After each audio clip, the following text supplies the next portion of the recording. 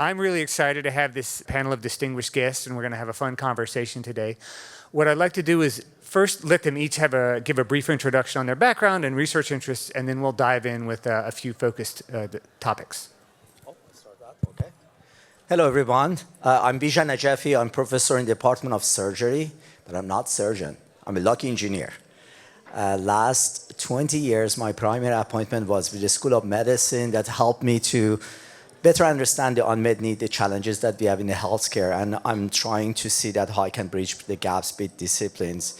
And in particular, in the technology side, my research is focused on digital health, wearable technology, and my dream is to improve access to care, how to use technology that no matter where you are living, you get the high quality care. Hello, everyone. My name is Dino DiCarlo. I'm a professor of bioengineering and chair of the bioengineering department here at UCLA. My research has spanned many different areas, but the key focus has been on how do we measure biology, how do we measure cells, how do we measure molecules, and applications that vary from diagnostics, whether it's in the emergency department, to something that you can hold in your hand, lab in your palm sort of applications. And so I'm looking forward to discussing like what does that future of healthcare look like when we have these new types of technologies. Good afternoon. My name is Dejan Marković. I'm with the Electrical and Computer Engineering department. I also work with colleagues from medical school and bioengineering on a multidisciplinary area that involves neuromodulation. So it's helping the brain adapt when it has a problem. I build deep-level hardware and software systems for adaptive compute systems, where we focus on high performance, but also extreme low energy. And so that's where I also find a really nice application in the biomedical space, because for every 1 milliwatt of power in implants, you can completely change patients' experience. So I'm building devices and have deep-level interactions with clinicians who put these devices in real use and see them work in a human clinical environment. That is the most rewarding part. I always learn, and it's a great area to be in. All right. Thanks, everyone. So for the first question, what I'd like to start off is to think a little bit about what healthcare will be like for the elderly maybe in 20 years. So one common thing that I know we all have is that we all are aspiring old people. Everyone wants to make it to that age for sure. And so, one thing we think about in the age of all of this technology, and particularly AI, is what will a doctor's visit be like 20 years from now? And so I'd like to put it to this diverse set of opinions. What do you think a visit to the doctor might be like in 20 years? Do you want to start, or can? Oh gosh, for me, of course, this is a dream that I have for myself in 20 years. When I wake up, maybe my mattress will tell me that I didn't sleep very well. I mean, we can imagine about that. And then maybe I'm wearing a patch that monitor my glucose, some of the biomarker from my sweat, and telling me that my glucose level is spiking. And then maybe my refrigerator can give me a recipe for breakfast and saying that this is the breakfast that you need to eat. And then maybe my Wi-Fi can detect that it's a quite long time that I have loneliness and social isolation, maybe encourage me to reach out to my grandkids, finding where he is now, sharing maybe some of the photos. Maybe that's the way that I look at it. And ultimately, I want to live in my home, having less burden on my kids and having a good quality of life. So maybe I'll add on to that, and maybe just give a scenario. I think we always saw some of this getting closer to reality during the pandemic, where we had this telehealth resurgence. and there's missing pieces certainly, and why did it go back to what it is a system level. But imagine, I'm not feeling well. I schedule an appointment. I get an appointment in 15 minutes, not that later that day or 2 days later. And at that appointment, there's some discussions, and then while that appointment is happening, a little robotic car comes by with a diagnostic test based on the discussions during the appointment. And that test is then taken at home, and the result is read out and provided to the healthcare provider remotely. And then now that healthcare provider, with that additional information from that diagnostic test and the discussions with me, now has some medication delivered. And that medication is also delivered within 10 minutes through another robotic system that's coming to my house. Then I have, along with that medication, is some monitoring device that, because the therapeutic window for that medication is very narrow, and so I need this monitoring device to make sure that I'm taking it in the right way. And that data is also being sent to the physician to ensure that I'm on the right trajectory and towards moving towards health again. So I think those are some of the scenarios that are potentially possible as we. As Bijan mentioned, we want to stay at our home. We want to be there where we're comfortable, where it's convenient, and we're not getting other people sick. That everyone going to the same place that is all sick, getting each other sick. That just seems like an old concept that maybe in 20 years we'll have forgotten that even existed. Yeah, I would like to add just to summarize. I would envision having, where we, instead of patient going to the care, that the care comes to the patient. Now, how do we do that from the technology point of view? It's a real question. We have abundant technologies these days, but it just comes down to the system of use. We have plenty of sensors. Collecting data is not that big of a problem. Problems are, from the patient experience, what is the burden of really kind of implementing all these technologies and attaching them to ourselves to the level we can rely on them without overthinking. So I think we need to build a health infrastructure in our homes where we can be comfortably living our own analog world, kind of analog lives, and have all of this kind of disappear in the workflow. So if we can do that and have all these technologies in inobtrusive ways, then I think we will really have a meaningful success.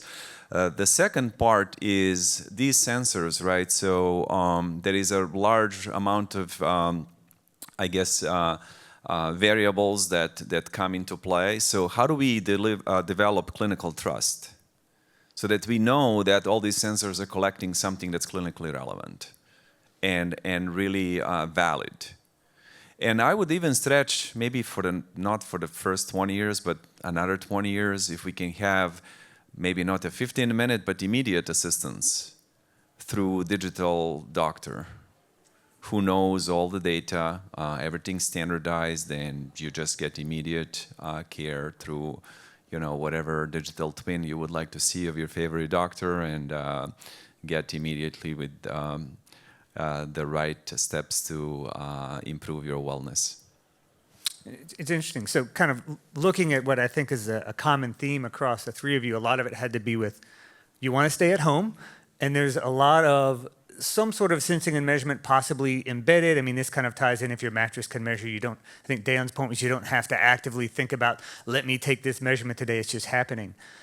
So with this level of embedded sensing and data collection, this generates a lot of data. And so I'm curious what your thoughts are on, as we start to collect all of this data, what do we do with it, maybe from the framework of privacy concerns and how we think about how we handle it? Because now that, especially we're at home, there will be a lot of data going back and forth. And how much of it is stored, and in what way is it transmitted? Any thoughts about that? It's a great question, but before that, I really would like to touch about Dejan, what he mentioned about massive amount of the data that you're collecting, and sometimes it becomes a challenge. I remember that at UCLA, we thought that how we can improve communication between patient and doctor after post-hospital discharge. They are going under surgery. When they receive the surgery, they are under a lot of stress. Probably the thing that they're worried about, whether they will survive from this surgery. But then when they're going home, they're by themselves. They forget everything that doctor tell them. Actually, there is a report that suggested that 40 to 80% of the communication in doctor office with patient would be forgotten as soon as that the patient leave the hospital. And then we said that, okay, let's using this app to giving in the hands of the patient, that patient document the symptoms that they observe, like a simple pain. If they have surgical wound, taking the picture of the wound, and there are some questions that's coming, whether you are seeing some hot spot, a smell, etc. And we thought that's great, and the patient love it. Actually, we interviewed them. They like the way that they inform about the care. And then when we started using that data to escalate, to see them in the hospital, suddenly we have a sharp increase of readmission risk that was bad for the hospital, because you don't want that the patient 30 days post-hospital discharge coming back to the hospital. And that becoming the question that what we can do about the data. We would like to minimize the false alert. We would like to empower patients to take care of action and better investigate them. So I'm hoping that in 20 years, we'll figure it out, and hopefully that can help to resolve them. But then it's coming to the privacy. That is an important question. Again, I remember that back in 2000, I was a graduate student in EPFL in Switzerland. And there they asked us that, hey, we have a telecom exposition in Geneva, and we would like to look at the future, what it looks like the next 20 years. And at that time, I was working on wearable sensor. We didn't have yet Wi-Fi or even a smartphone. And then we demonstrated something with this simple wearable like jumping, and then characterize the performance of the jumping. And then there was a booth next to me that there was actually a person that having a phone that it take picture of us, and we can email that picture back to us. At that time, we didn't have that possibility in our smartphone. And then we have a debate with our friends. I remember I said that there is no way that I'll be using on that cell phone when I'm going to work. I would like to be disconnected. I don't want to share my data by email, etc. It's cool, but there is no any chance that that company becomes successful. And here you go. Now we have a cell phone. We are sharing the picture on social media. We easily share everything that we are doing, what we are eating, etc. So it's change, and the privacy definitely we gave up. But the question is that what we are getting in return to losing of that privacy, and that always there is a trade-off. I don't have a good answer for it, but I believe that ultimately we may give up a little privacy if we could gain our independency. I think building on this, I think that we already give up a lot of privacy for convenience, right? So whether it's your Gmail or other mail that's free for you, that you're sharing probably bank account numbers and other things throughout it. You're probably, how many people have put symptoms that they've had into Google? Right? So you're sharing all of your health symptoms with Google already. So I guess I don't see this as a problem, because I think that as long as there's a trust, that, and for whatever reason we trust Google, I don't know why, but if there's trust in an institution or an organization, and those organizations have to build that trust and keep that trust, then we will trade our privacy for convenience. And I think that we'll do the same in these types of health situations, because it will be convenient. We don't have to go travel somewhere. We're going to have better care. We're going to maybe have instantaneous care, right? So these are things that I think we can build off of what has happened so far in technology adoption, and we'll see that progress into the health space as well. Yeah, I would also like to speak a little bit from technology perspective and practicality. I think that getting more digital data is not a problem.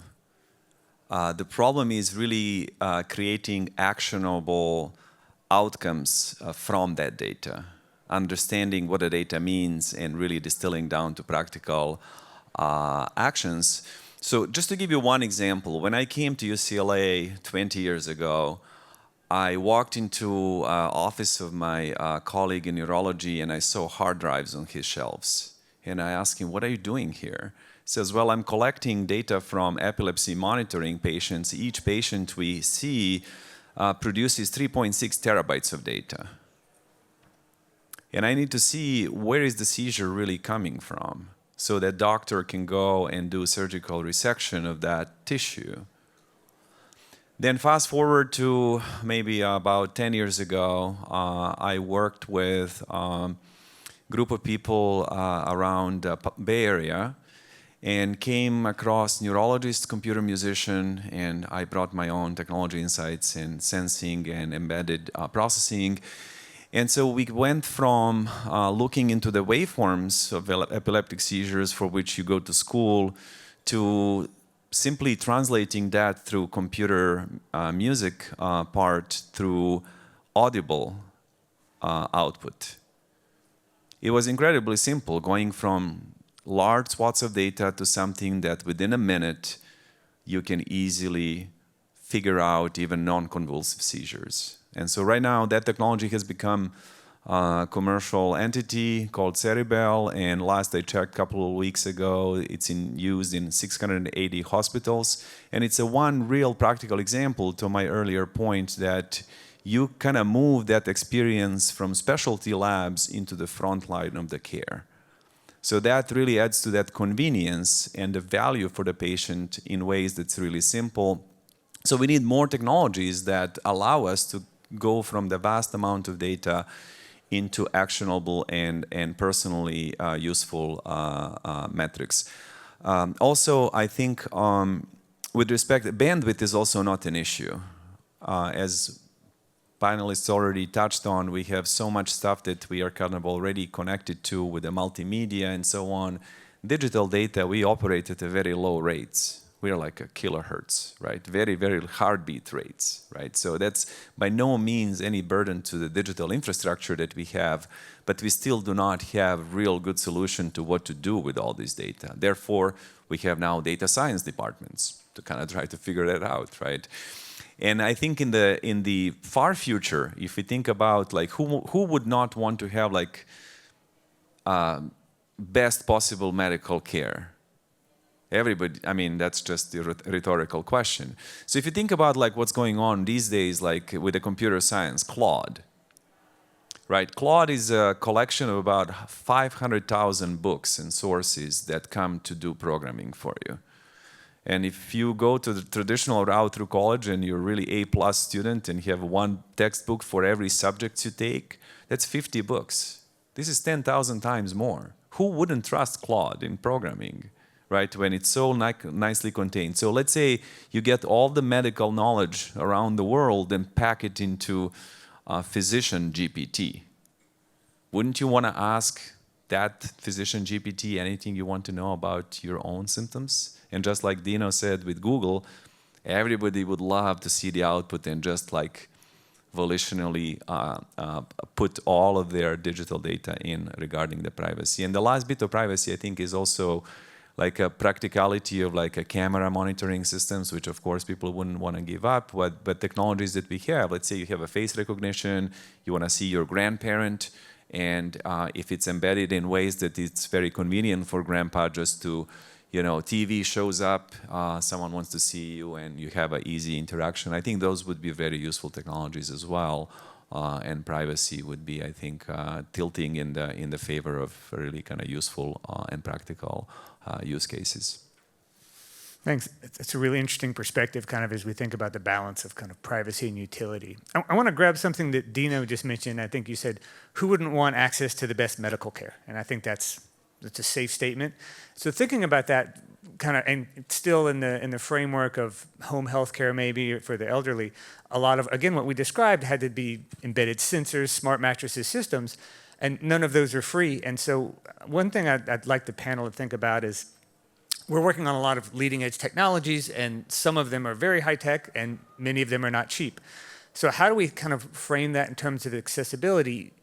You know, either are we talking about if you build this leading edge, then economies of scale will make it more accessible, or you could also say we should put this money elsewhere because we're going to create haves and have-nots with health. So I'm just curious how you think about these advanced technologies and how those factor in with access to healthcare. Definitely, this is an important question, and this is, we as a scientist, we always think about it. But again, think about today. Today, I read this statistic, it's really shocked to me about access to care, that currently annually in the United States, we are losing close to $93 billion because of access to care. People coming to the hospital when they need to have emergency visits. That's make the care very expensive, and we cannot do much about it. In addition, there was $40 billion estimated for loss of productivity, the time that you need to take off from work to come to clinic. Imagine here in Los Angeles, we have a big traffic. Even if you're living within 6 miles, it still may take 1 hour to come to the hospital. So those are loss of money. And when we look at all of those numbers, become almost annually, we are losing $130 billion per year on just limited access to care. Then you may think about maybe building an infrastructure, as Dino mentioned, maybe bringing care to patient home. Why not? Maybe we can build a hospital at home. Maybe for some of the small surgery, instead of bringing patient to the hospital, we can go there and set up the ICU. And that may look fancy science fiction, but there's reimbursement for hospital at home. And some of actually practice can be done in that aspect. But yes, but definitely in that case, there is a risk of dividing the equity. I mean, the people who may not be able to work with this technology, or they are not having education about it. So those are some of the risks that we may have. If I can jump in real briefly, I think the word infrastructure is really interesting to think about how we might frame that, because we have a highway infrastructure, right? And then we built the digital information infrastructure over the past several decades, from we're using over our phone lines to transmit information, and cables, fiber optics, now just wireless. We have frequency bands, which are kind of part of our fundamental infrastructure. I haven't thought about it in that way, but I wonder if a basic health infrastructure, even in homes, is something that we'll be thinking about in 20 years. That this is just, this part of monitoring is just something that people have with healthcare. I'll add on to that. I mean, I think you look at public goods, right? So transportation infrastructure is a big one, right? And that enhances accessibility. It democratizes things. You can live, and I point to like places like Tokyo or where it's actually done better than Los Angeles, but that is enabling for everyone. So I'll share a little bit about this NSF center that I'm a deputy director for. It's called PathsUp, Precision Advanced Technologies and Health Systems for Under-Resourced Populations. And so the goal for this NSF is an engineering research center. The goal is, from first principles, when we are designing technologies, to have accessibility, and that means rural accessibility, that means urban, that means under-resourced communities that could be both rural or urban, could be international, but mostly we're focused on the US. That we're designing systems that are scalable, right? That the infrastructure is scalable and that it can enhance access. And I think things like that Dejan mentioned, for example, physician GPT is a very scalable potential technology. that would be really transformative, right? If we can trust it and it's developed in the right way. Other types of technologies that we develop that are based on very low cost materials can be very scalable, or based off of infrastructure that is already there. So we base technologies off of like consumer electronics industry, like cell phone cameras, and that are made at such huge scales that if we make medical devices using some of those components, not the cell phone itself, but the components, then you have this really cost-effective devices that you can make. But it requires thinking at the beginning when you're designing these systems of this as a challenge, right? And not just saying that we want the highest cost because that's going to, when we pitch to the venture capitalists, that gives us the largest markets, right? But the idea is that the largest markets is everyone can partake. And if we can price it the right way and everyone uses the technology and it's useful to them, then we can still make money for investors as well. Yeah, I think really we need to think carefully about clinical validity, back to what I previously mentioned about the clinical trust in data that we collect at home.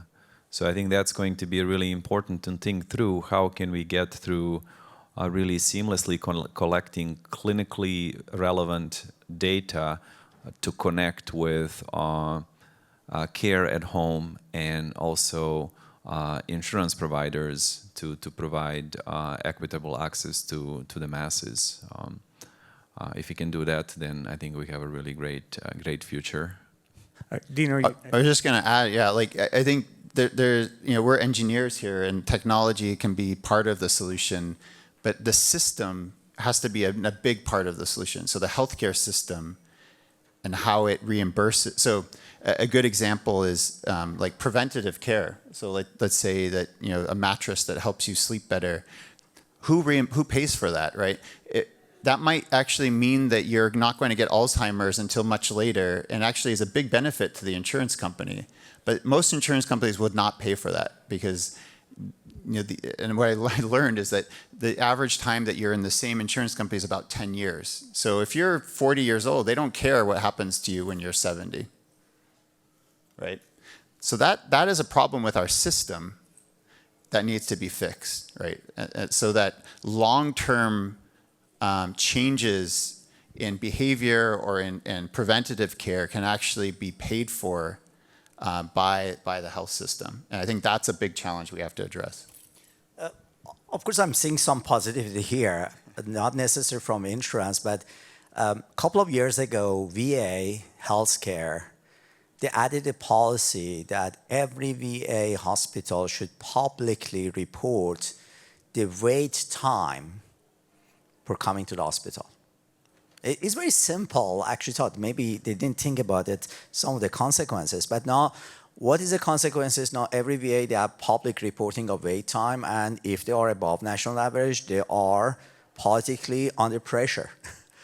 And then some of the smart engineers and company, they tap on this opportunity. They said that, okay, we look at what it's increased the burden on the hospital, and we have more delay of scheduling in the hospital, and then we try to prevent this condition. And they have now at the VA a tele, that I'm aware about it because they are using some of the technology that we developed. It's called temperature monitoring. That's simply using a smart socks or smart mats. There are different format factor or smart insole that capture the temperature on bottom of the feet and identify the hottest spot. And then it can detect the incident of foot ulcer with 37 days lead time. And then they added actually a third party that coach patient to prevent those conditions. So that might be happening. And also we have some reimbursement for remote patient monitoring. But the part that I would like to also add on it, and I believe that is important, is a behavior of actually end user, the general public. I learned this through my PhD, that it's very important to educate patient using the right vocabulary. Otherwise, it can create distrust. My project when I was graduate student back to 1998 was on automatic fall detection. I was in Switzerland. They have already dealing with a large aging population. Most of them, they're living by themselves.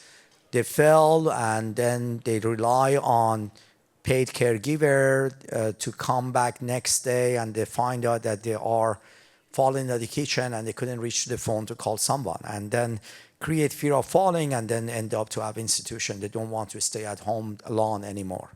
And that was the national project in Switzerland. And then we use at that time a simple neural network with dependent system. We achieved to detect fall. We were super excited. And then when we went for clinical trial to validate that, we realized that it was very hard to convince older adults to wear that system, because in their mind was that if you detect that I'm falling, then my grandkids or my children will find out about it.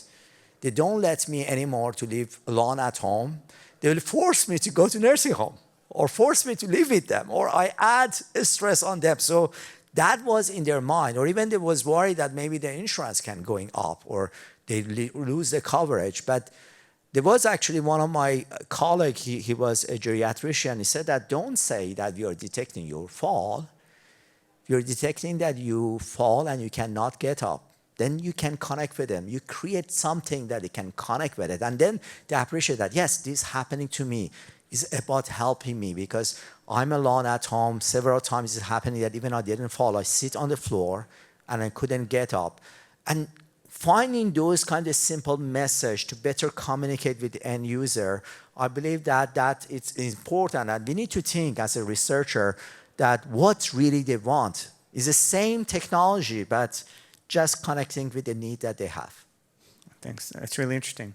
Dan, I wanted to loop back to something you said. You talked about the importance, since we're talking a lot about collecting health information at home, about the importance of collecting clinically valid information. And I just wanted to know, are you thinking more along the lines of it's not a controlled environment and so that's a risk? Or is it more like a compliance thing of my doctor says you need to walk 2 miles a day, so I put my smartwatch on my dog and put him on the treadmill? Which way were you thinking? I think it's both, actually.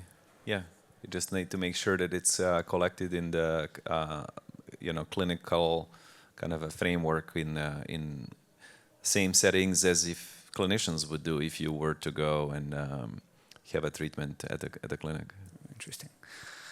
So I wanted to broaden the scope a little bit. So we've talked specifically about kind of what healthcare and a doctor's visit in 20 years might be like for the elderly. I want to kind of open it wide open and say, if we're looking 20 years away, what sort of medical advances that might stem from engineering are you hopeful for? And if so, are there any major, okay, this is the key technological barrier that we don't know how to solve yet, but we just have to work on it and figure it out?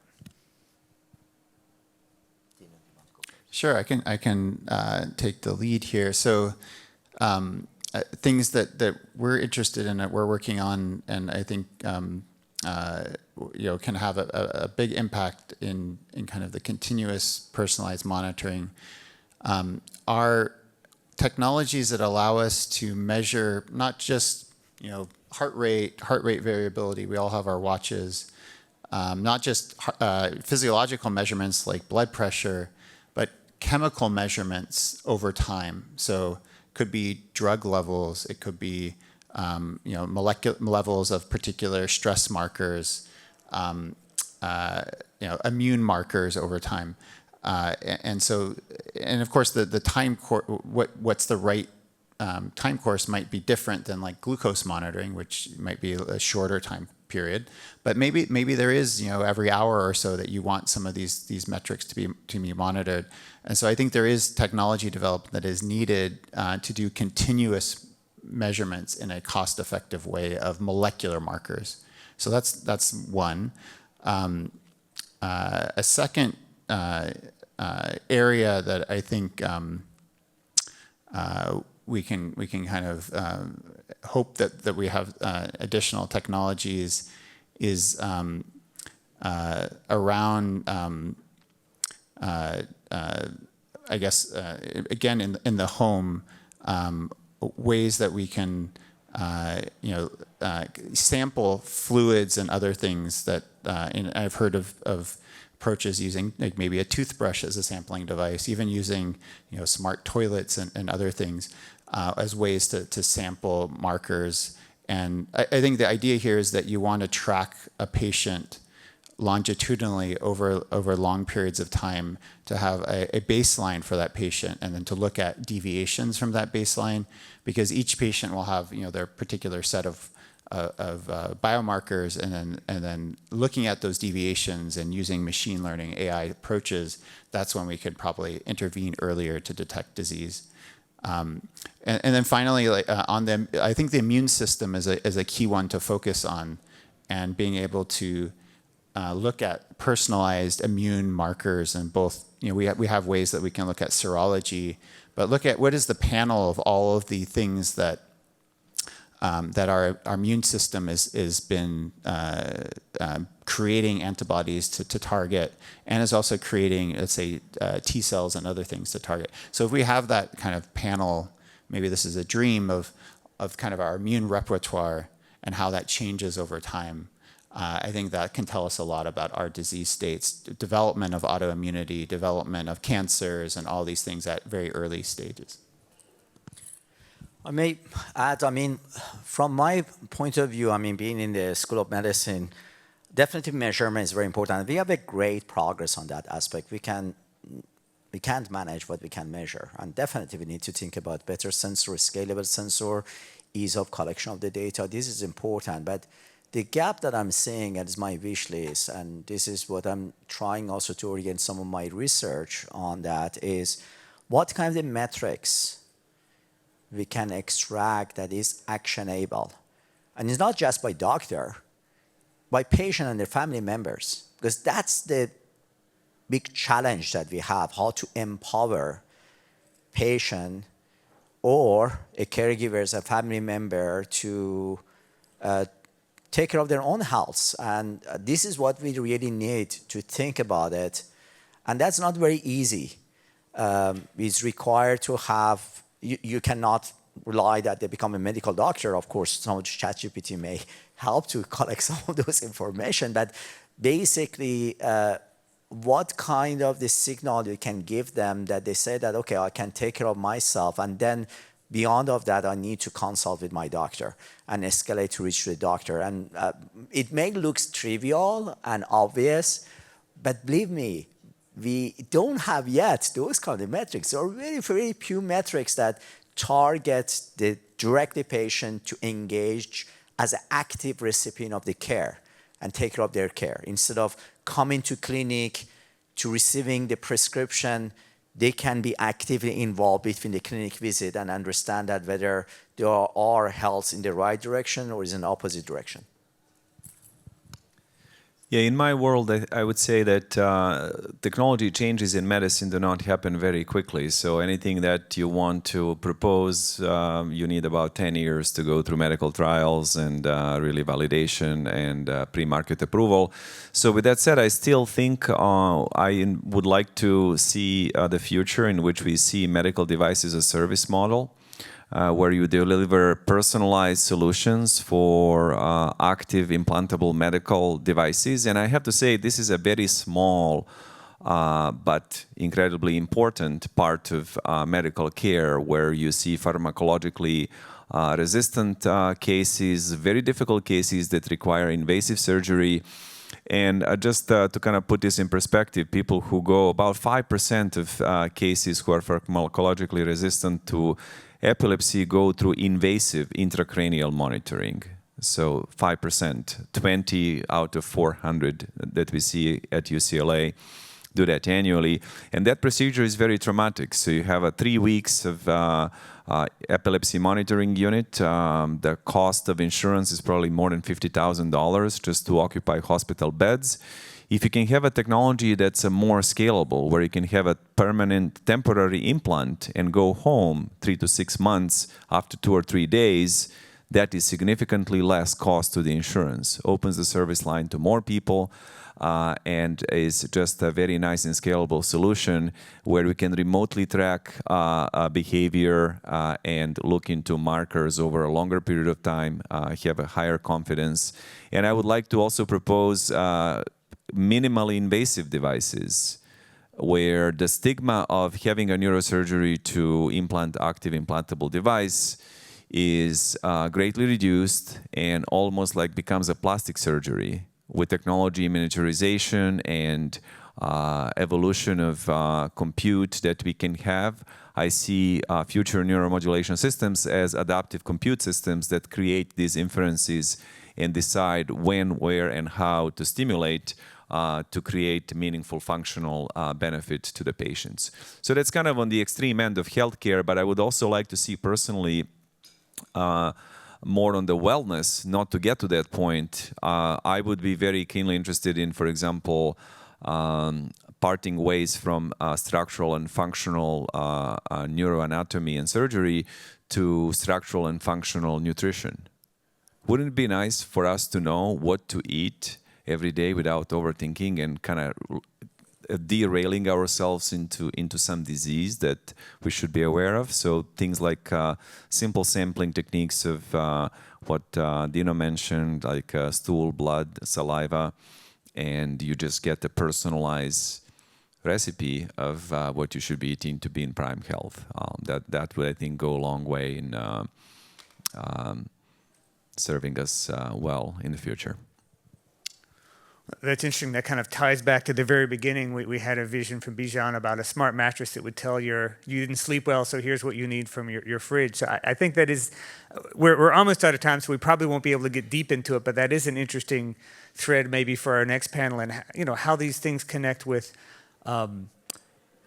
aspects, not just the kind of the medical care we're thinking about with tests, but then back to nutrition or other maybe emotional and mental well-being and how these things all fit together. And I wonder if, last 3 minutes, if you think maybe, Dan, you want to expand or anyone else on how we might be able to integrate some of this sensing and information with some of these other very important things that aren't just straight tests of our blood. Well, I think there are some technologies already that do this mRNA type of analysis through vast computational resources based on your biological samples to decide to tell you pretty much about potential, disease projections, as well as countermeasures of foods you should avoid, foods you should eat, and things like that. Pretty useful, I'd say. It's early stage, but quite intriguing opportunity. I still want my ice cream, I guess. So I will. That's why I said emotional well-being too. That's important. Yeah. So I don't. Yeah, that's an interesting question. I think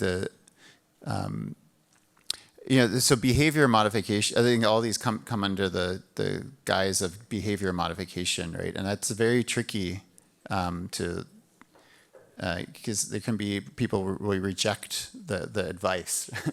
As I think Bijan knows, like this is it's a study in itself on like what's the right way that you do that to have the clinical benefit that you want. There's an example of food as medicine is a good example that one of our Paths Up investigators works on, where there is a continuous monitoring of glucose, and that leads to a recommendation and a prescription of high quality food like avocados and fresh fruits and things like that that are expensive but are given to the patient in this case, and what that's led to actual real benefits and reduction in time out of range for glucose and other things. So yeah, I think that if it's done right and it's like, okay, we're going to give you some really nice food to eat as part of your behavior modification, and maybe the insurance pays for that, then maybe that can be really helpful. Nice. So we started with a smart fridge, and we've come back around full circle to the smart fridge. So I think that's a great place to wrap it up. If you would join me in please thanking our panel for this interesting discussion.